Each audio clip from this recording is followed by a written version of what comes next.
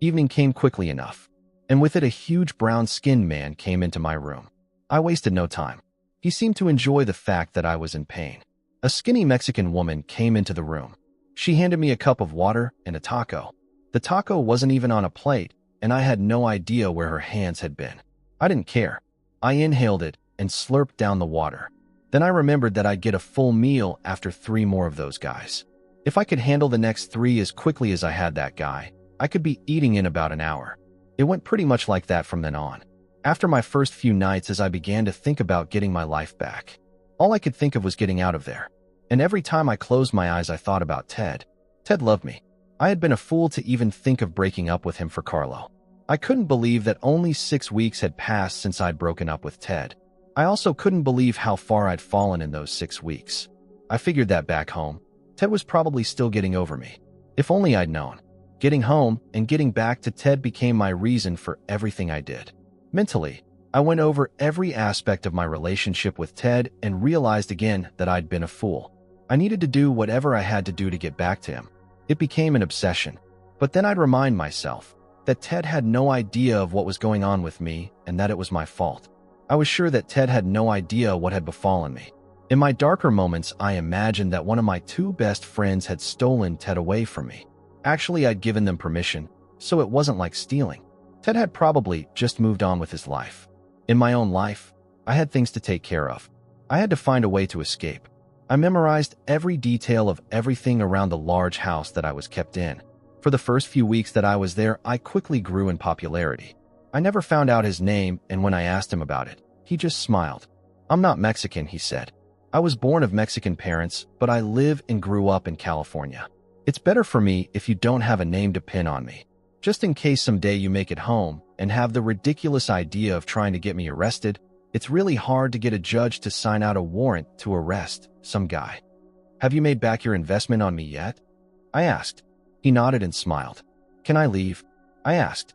"Soon," he said. "Right now you're pretty popular." "I don't know why." "What do you mean?" I asked. "Summer, I look at women all the time," he said. "Only a strictly beauty basis. Most of the women I have are prettier than you. Most of them are also built better.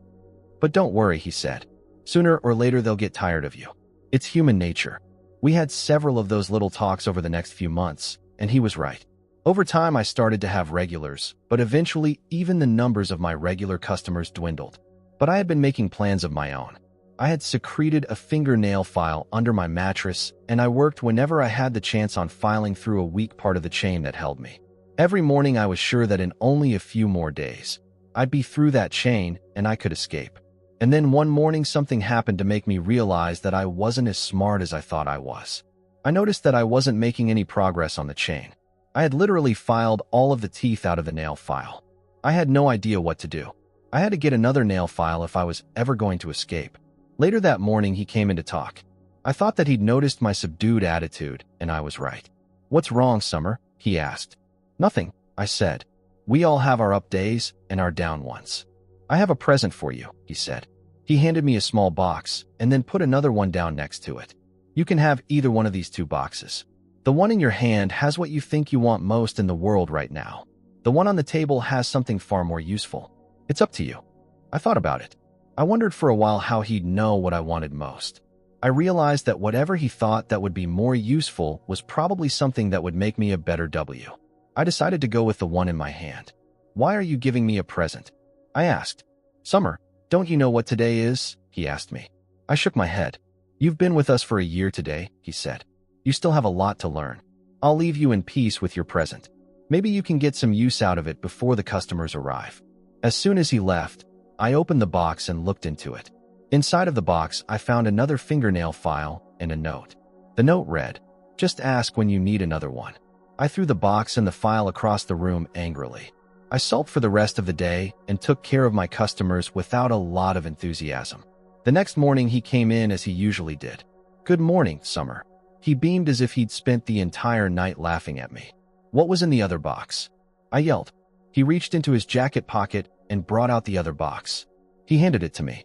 I opened it and found a small key. "What's this for?" I asked. "Your chain." He smiled. "But you didn't want it, remember?"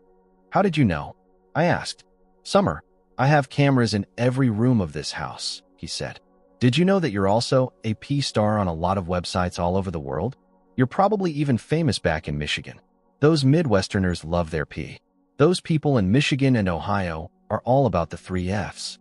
I looked at him because I didn't know what the 3 Fs were.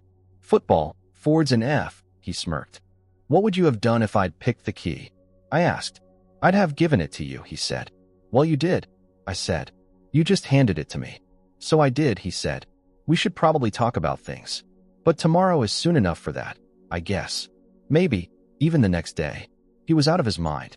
I think that he's gotten so used to outsmarting a bunch of stupid that he'd forgotten who he was dealing with. Maybe it was like the way they train elephants. When the elephants are young, they put a big, strong chain on them that they can't possibly break. Over time, the elephants get used to the chain and realize that they can't break it. But as they get older and stronger, they're so used to the fact that they can't break it that they no longer try.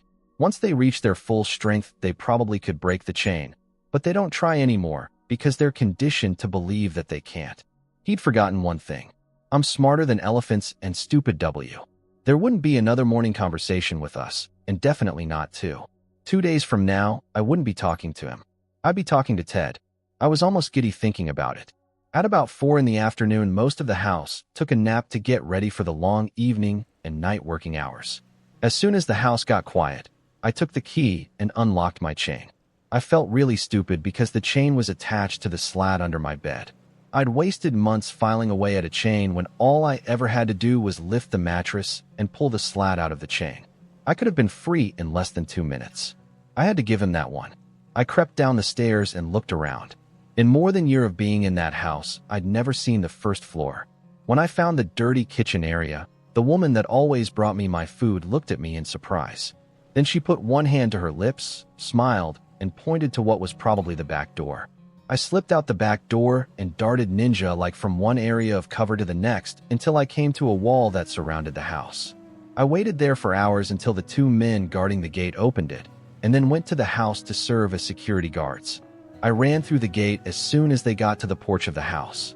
I expected them to notice me at any second and come after me or start shooting, but I was lucky. I had no idea which way to go, but I started running down the road. I ran as fast as I could until I couldn't run anymore, then I walked. Finally, just after it got dark, I saw a pair of headlights.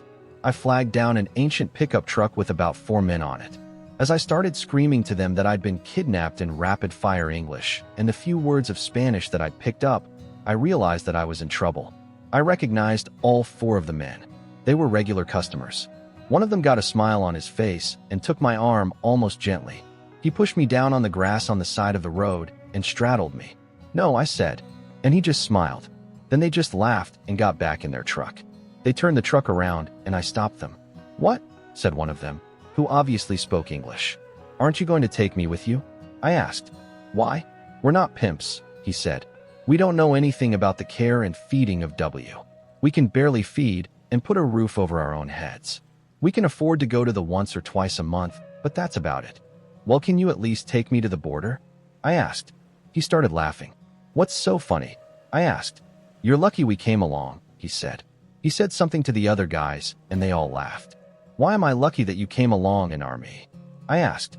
Because you were going the wrong way, he laughed. Now instead of having to walk 100 miles, you have to walk 112 miles. We were on our way to the W house. Now we can go home. Hey, I said, as they started to drive off again. Why were you so rough with me? I asked. You were never that way in the house. He just shook his head. If we treated you that way in the house, we'd have been beaten or killed. They don't allow anyone to mistreat the girls in that house, he laughed.